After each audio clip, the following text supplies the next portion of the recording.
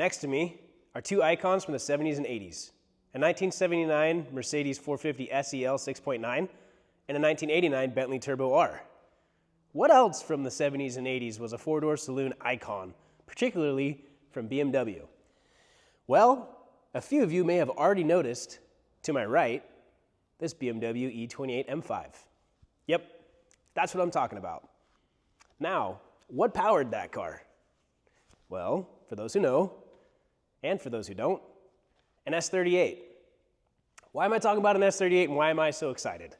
Well, a 7-month automotive journey has landed me 3 different powertrains in 3 different states. I should say 3 of the same powertrains in 3 different states and 1 bonus motor.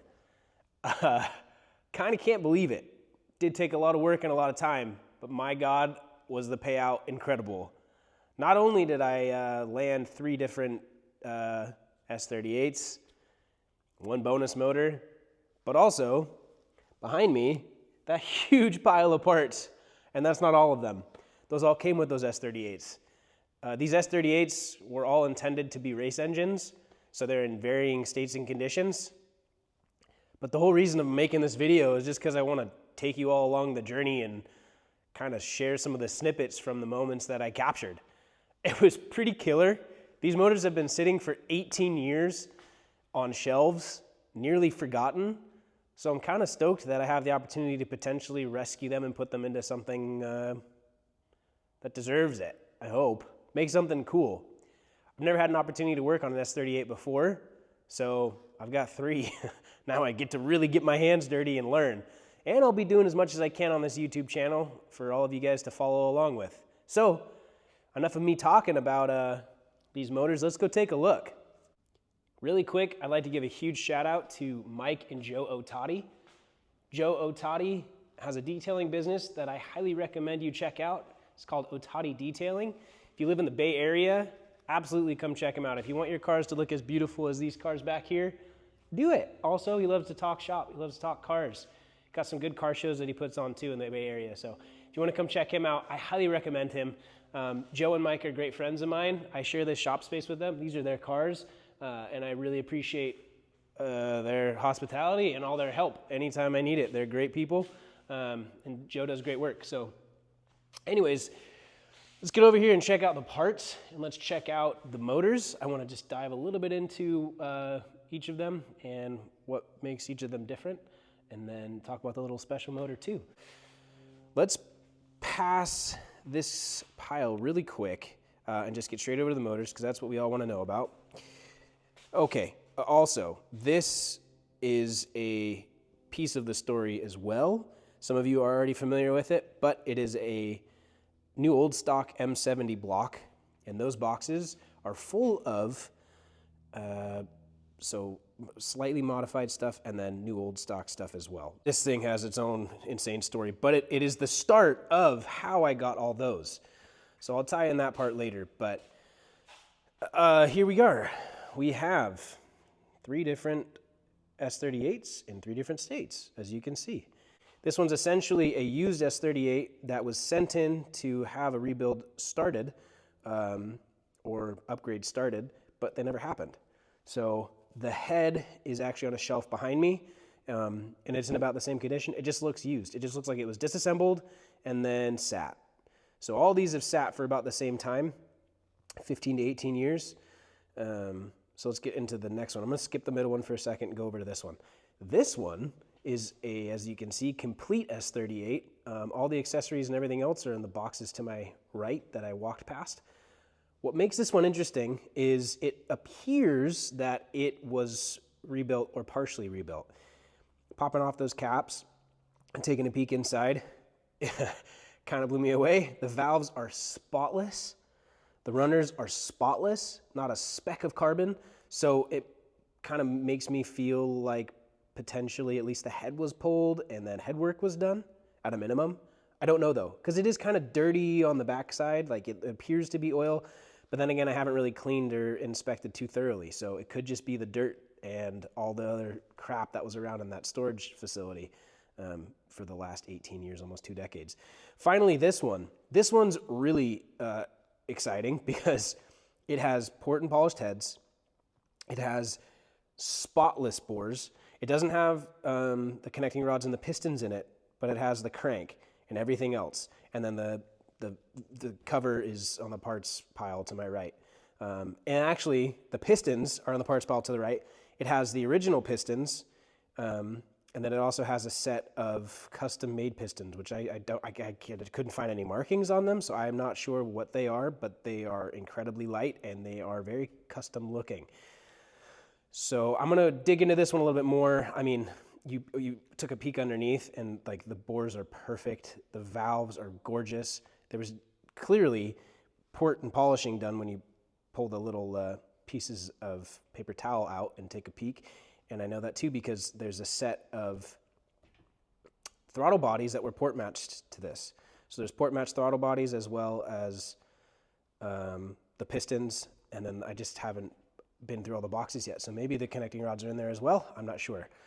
So yeah, that one's killer. That one's really cool because it's got a lot of work done to it. And it's apparent. And then finally over there, that's the little spare, but the bonus motor. That's an M70 out of an E31 that was sitting just as long as all these.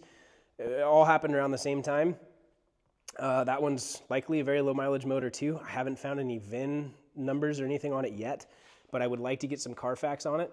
Whoa, gimbal, chill. To get an idea of maybe what that came out of. Oh yeah, I can talk about maybe what these came out of. I know that this came out of an E28 M5 because I did find the VIN on it. That came out of an E28 M5. I found the VIN on that one too. It's right there. And then this one also has a VIN sticker, and this one came out of a Canadian market 635 CSI. So all really cool. They're all 3.5s, not 3.8s, although this one, I gotta check the crank. I feel like this one, with all the other work that has been done, may have been going the 3.8 route. So let's go talk about parts too. Really quick. We have all sorts of parts, and this isn't even all of them. I mean, you can see right there, brand new airbox. Those are the port matched throttle bodies. Oh, goodness.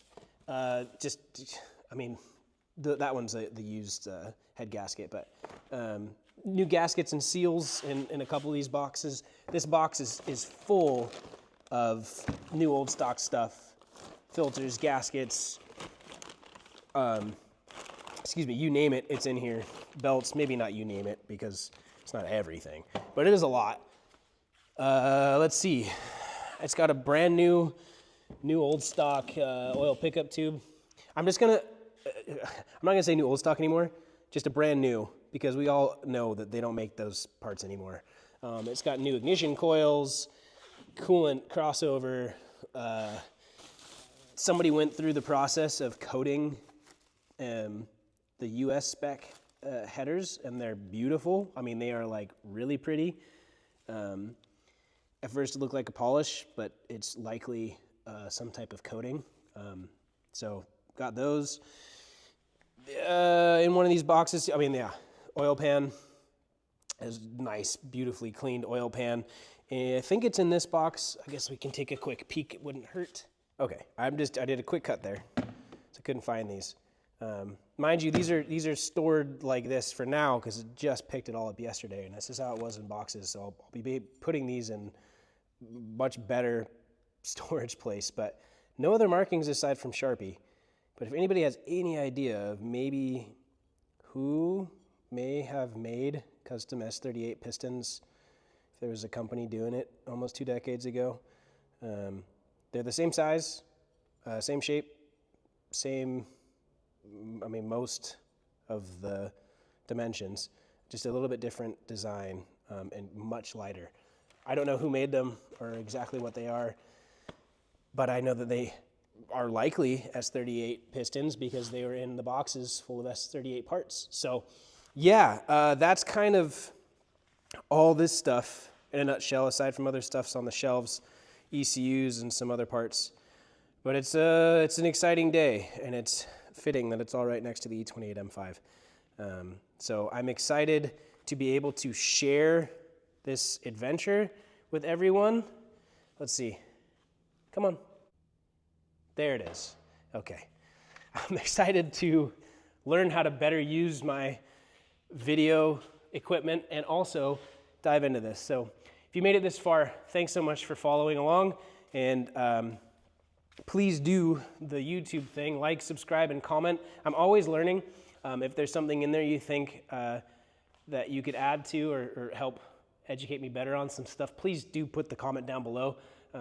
There's the next guy that knows so much more than I do about this stuff. I know very little, but I love cars and I love learning, particularly about car history and motorsport history. So tell me more about the S38. Tell me what you know.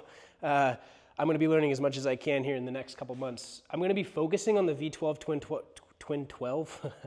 V12 twin turbo project, because that's kind of my primary focus right now. These kind of, they didn't really fall into my lap. I had to work for them, but these are now in my possession and will be kind of a side project for me to learn. Really cool part of BMW's history is the S38. So yeah, I think they're just two different veins of really cool motorsport history, the M70 and the S38.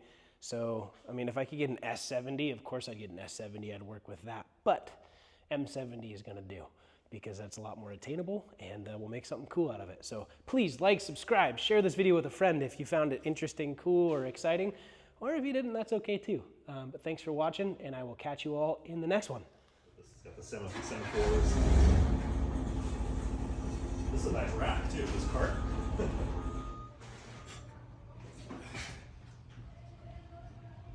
What the hell's going on down the street?